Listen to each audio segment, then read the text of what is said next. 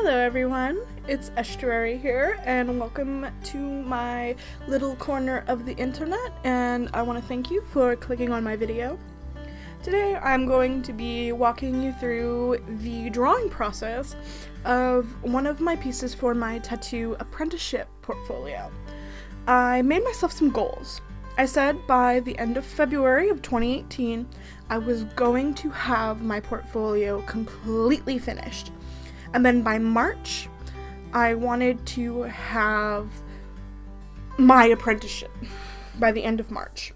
So that gives me a month to go look around, and this is time, press before I start looking for another job.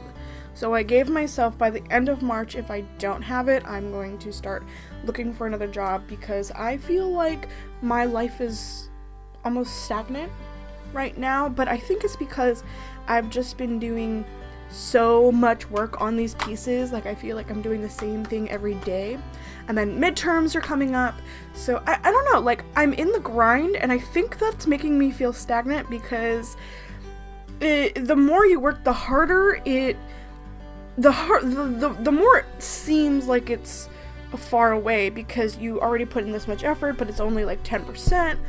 But still, I'm grinding. I'm going to get this done by the end of February, and if I don't, well, there is no if I don't. I have a few tattoo shops that I'm in mind. Sadly, I'm not gonna actually go to my, I am, but, oh god, there's this one person that I really want to apprentice under, and she is absolutely fantastic. So I would love to be her shop B-word. So, oh boy. Yeah. So, and another reason is because I wanted to open my window of opportunity. There is also a giant tattoo convention happening in March, halfway through March. So I wanted to have my apprenticeship done, and I'm going to go to this tattoo convention and be like, I'm not looking, but here's my portfolio, wink wink nudge nudge, to anyone that I happen to maybe strike up a conversation with, because I am going and I am looking for someone to do a cover-up tattoo of my big scar I have on my leg. I have a giant scar on my leg and I want to get rid of it. It's so ugly. And it was so silly. It happened from, I stepped on a piece of glass, right? And I didn't realize it. I thought it was some dirt. So I kind of itched myself with my leg. You know how you kind of take your foot and kind of itch yourself with your leg when you're in your home when nobody's watching?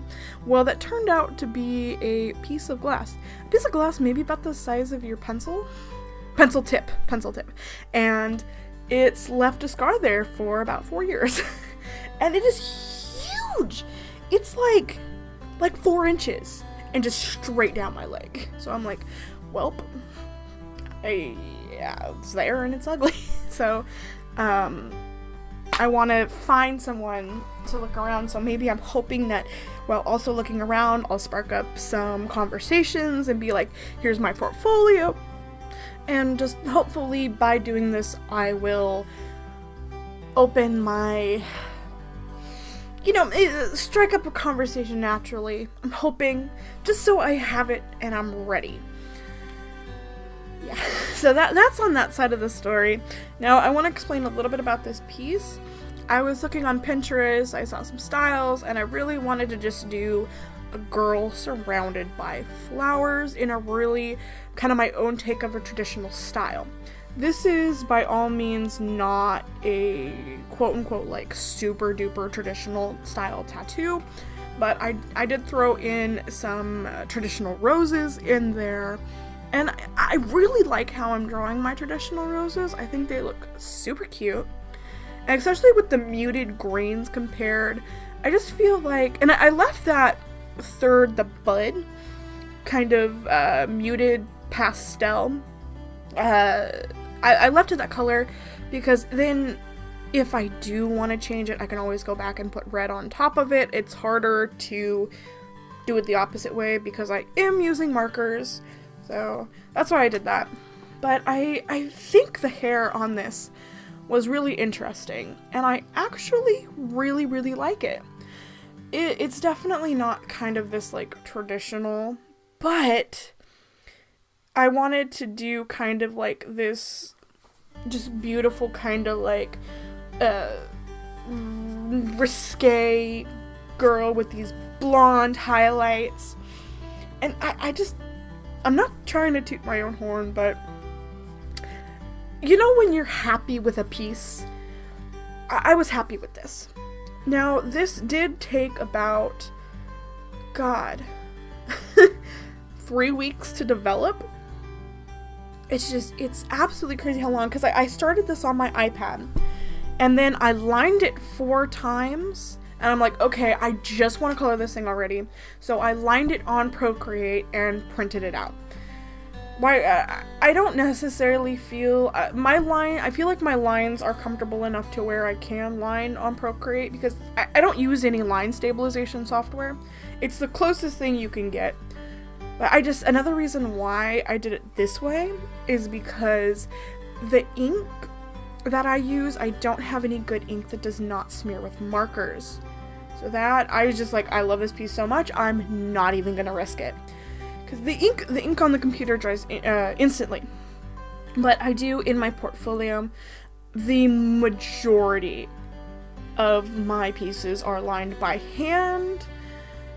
And I made sure, but I also made sure because from what I've heard, portfolios aren't this, it has to be just like a tattoo. They also want to see a lot of your other artwork to show that you have skill. And that's what I've heard. So I've put in paintings, I've put in watercolor paintings, I've put in designs for tattoos, I've put in flash sheets.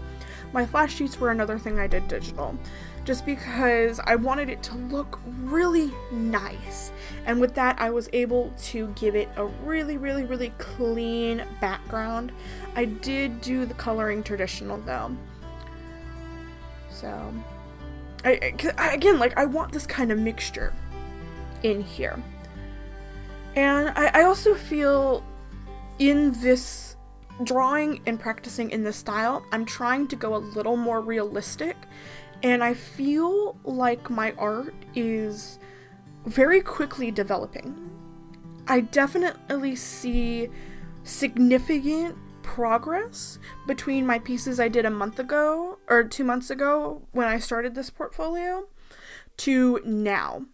And I really think that has to do with me really looking at references, because I'm sorry if you're an artist and you say that you don't draw a face without a reference, like at least like a few times, you're a liar. And I feel just by looking at these just references and paying really close attention and trying to get the proportions right and lining it up, and then adding after getting that done, adding my own kind of style on it. Like you see, I notched up the eyebrows, I gave her kind of these really cartoony, fun lips. Obviously her hair doesn't look real. Her hair kind of looks like an ice cream sandwich. I'm hungry.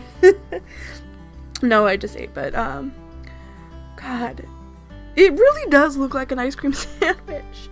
But by taking those traditional values and then going in and then adding my own style instead of the other way around like I've been doing before, has really, in my opinion, really excelled the quality of art I make.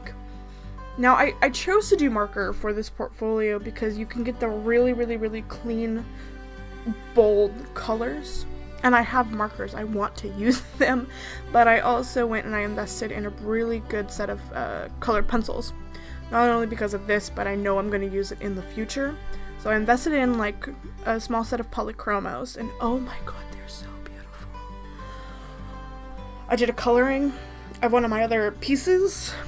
Oh my god, they were amazing. They were just absolutely fantastic.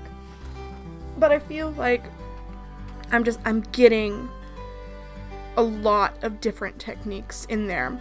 And this happened to be my traditional take on a girl as a traditional style tattoo. Now I want to thank you all for watching and listening to me, and you have a wonderful rest of your night.